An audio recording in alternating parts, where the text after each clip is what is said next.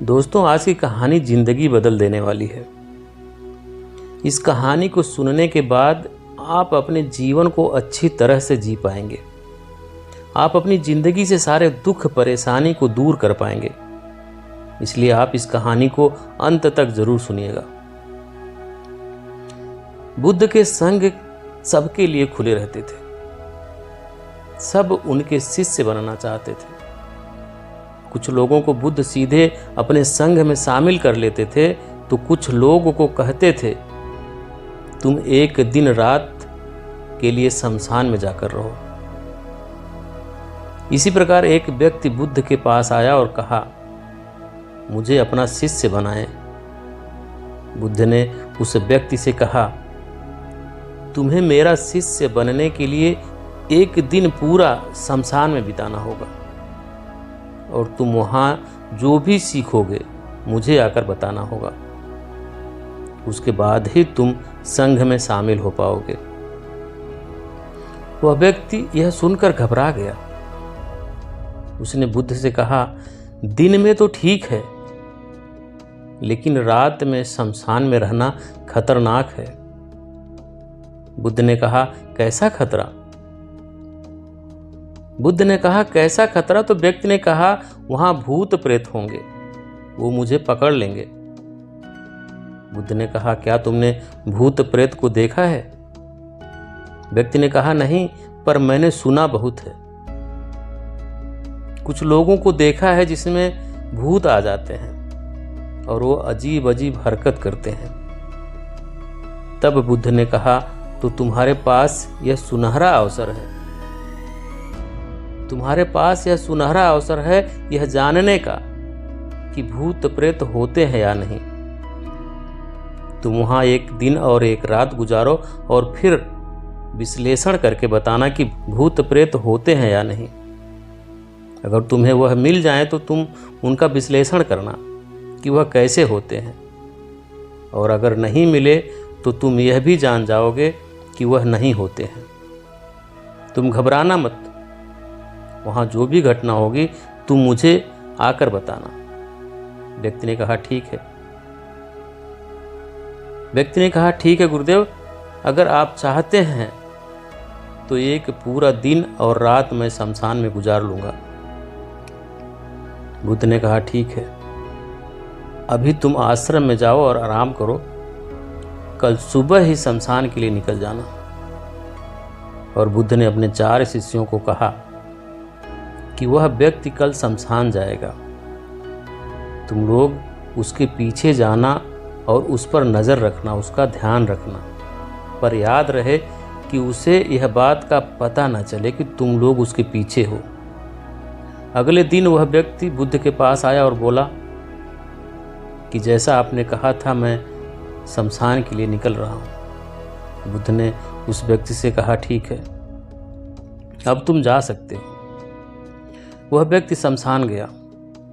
अगले दिन वापस बुद्ध के पास आया और बुद्ध उसे देखकर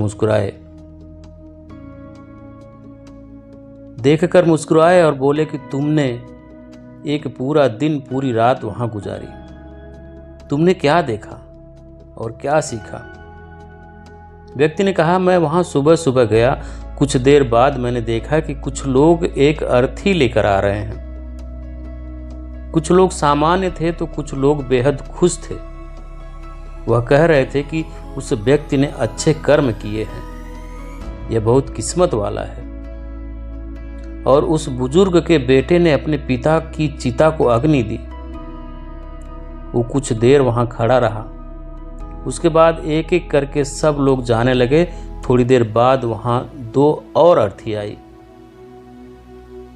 थोड़ी देर बाद वहां 2 और अर्थी आई, जिसमें एक अर्थी किसी अमीर व्यक्ति की थी जो बहुत सजी धजी थी। उसमें बहुत सारे लोग थे, जबकि दूसरी किसी गरीब व्यक्ति की थी जो बेहद साधारण थी। उसमें कुछ ही लोग थे और अमीर व्यक्ति की चिता चंदन की लकड़ी पर जलाई गई, जबकि गरीब व्यक्ति की साधारण लकड़ी से।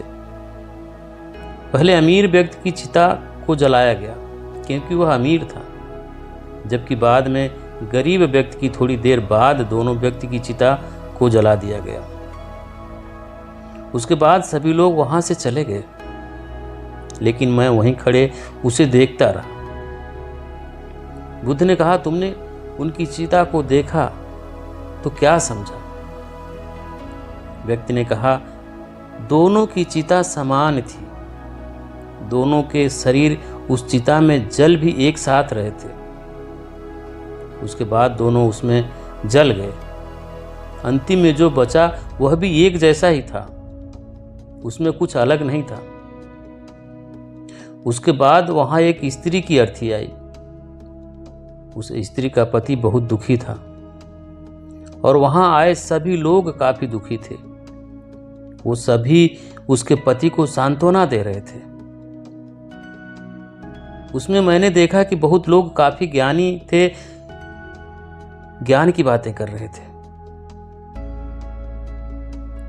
वह सब महाज्ञानी कह रहे थे कि यहां तो एक दिन सबको आना ही है। वह सब महाज्ञानी कह रहे थे कि यहां तो एक दिन सबको आना ही है। जीवन हमें अज्ञानता और परोपकार से जीना चाहिए। किसी को कभी भी कष्ट नहीं देना चाहिए। धन के पीछे हमेशा भागकर कुछ नहीं होता।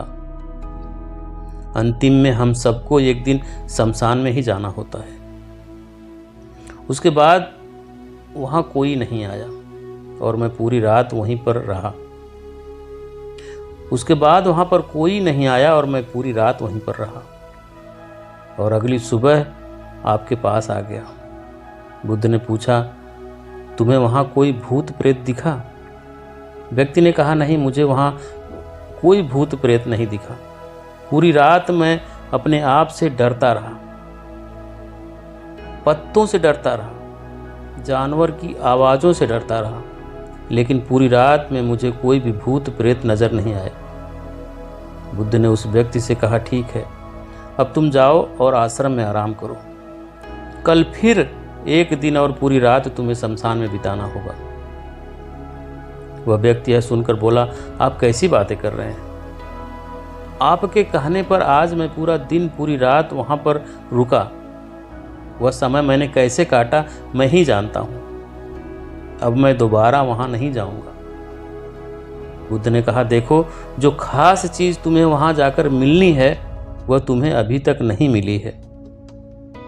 तुम एक दिन और वहां जाकर रुको, एक रात और वहां जाकर रुको, तुम्हें वह अवश्य मिल जाएगी। व्यक्ति कहता है, ठीक है, मैं आपके कहने से एक बार और चला जाता हूं। यह कहकर वह व्यक्ति आश्रम में आराम करने लगा। अगले दिन वह व्यक्ति फिर बुद्ध का आशीर्वाद लेकर वहां से शमशान के लिए चला गया। एक पूरा दिन बिताकर वो अगले दिन फिर बुद्ध के पास आया। बुद्ध ने पूछा, तो तुम्हें वह चीज मिली? व्यक्ति ने कहा, हाँ, मुझे वह मिल गई। बुद्ध ने पूछा, तो बताओ तुम्हें वहां क्या मिला? व्यक्ति ने कहा, मैंने देखा कि कुछ लोग शाम को मुझे अर्थी पर लेकर आ रहे हैं। कुछ लोग मुझे शाम को अर्थी पर लेकर आ रहे हैं। मेरे पीछे कुछ 15-20 लोग चल रहे हैं और मुझे 4 कंधों पर उठा रखा है। मेरे पिता आगे आगे चल रहे हैं, कुछ लोग मेरे ऊपर फूल फेंक रहे हैं और मेरे कुछ रिश्तेदार मेरे पीछे चल रहे हैं। वो लोग बहुत दुखी हैं। मेरे पिता और भाई भी बहुत दुखी हैं। कुछ उन्हीं में से दुखी होने का नाटक भी कर रहे हैं, तो कुछ लोग मेरे पिता को सांत्वना दे रहे हैं। वहीं दूर खड़ा मेरा भाई बेहद दुखी है। कुछ लोग उसे सांत्वना देकर बोल रहे हैं, तुम ही अब सबके इकलौते वारिस हो। तो कुछ लोग कह रहे हैं कि यह बहुत गलत हुआ। वो लड़का तो बहुत जवान था, अभी तो उसने कुछ देखा भी नहीं था और उसके साथ ऐसी घटना हो गई। तभी मुझे अर्थी पर लेटा दिया गया और सारा क्रियाक्रम किया जाने लगा। मैं यह सब अर्थी पर लेटे देख रहा था। मैंने उस अर्थी से उठना चाहा, लेकिन मैं उठ नहीं सका। मैं सांस लेना चाहता था, लेकिन सांस नहीं ले पा रहा था। क्योंकि मेरे अंदर सांस नहीं थी। मैं अपने पिता को गले लगाना चाहता था, लेकिन मैं उठ नहीं सकता था। मैं अपने भाई को गले लगाना चाहता था, उसे कहना चाहता था कि तुम माता पिता का ध्यान रखना, लेकिन मैं बस लेटा देख रहा था, कुछ कर ही नहीं सकता था। उसके बाद मेरी चिता पर लकड़ियां सजाई जा रही थी, मेरा मुंह भी ढक दिया गया। मुझे अब उस चादर के पार कुछ भी नहीं दिखाई दे रहा था। फिर उसके बाद मुझे गर्मी महसूस होने लगी। फिर मैंने देखा कि मुझे जलाया जा रहा है। मेरे हाथ पैर जलने लगे, मेरी हड्डियां, खाल सब जलने लगी। धीरे धीरे अग्नि और ज़्यादा बढ़ गई थी। मैं वहाँ से उठना चाहता था, मेरा दम घुट रहा था, मैं सांस लेना चाहता था, लेकिन मैं ऐसा कुछ नहीं कर पा रहा था। मैं उस अग्नि में पूरी तरह खो गया। मैं पूरी रात खुद को ऐसे ही चलता देखता रहा। मैंने देखा कि अंतिम रूप में मेरे पास केवल मेरी राख ही बची हुई है। उस पूरी रात ना तो मैं डरा, ना ही मुझे डर का एहसास हुआ। पता नहीं कहाँ मैं पूरी रात खोया हुआ था, और सुबह होते ही मैं आपके पास आ गया। बुद्ध मुस्कुराए और बोले कि अब तुम संघ में शामिल हो सकते हो। और वास्तव में ध्यान और ज्ञान होने के लिए ध्यान का बीज अंदर होना बहुत जरूरी है। वो बीज तुम्हें वहाँ कल रात मिला, जब तुमने जाना कि वहाँ सब कुछ नश्वर है। इस दुनिया में सभी व्यक्ति शमशान में जाने के बाद यह तो देख लेते हैं कि सभी को वहाँ जाना है, लेकिन जैसे ही वहाँ से बाहर निकलते हैं वह यह सब भूल जाते हैं और फिर अपनी जिंदगी वैसे ही जीते हैं,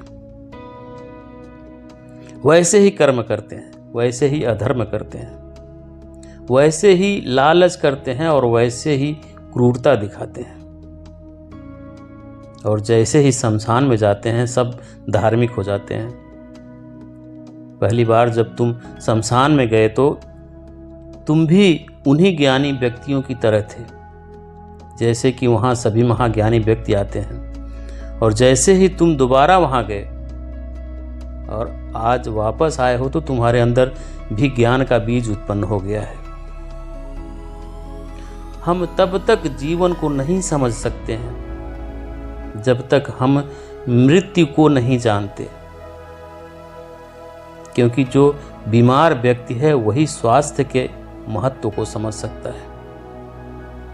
जो ध्यान का बीज तुमने कल रात पाया, अब उसे तुम्हें लक्ष्य बनाना है।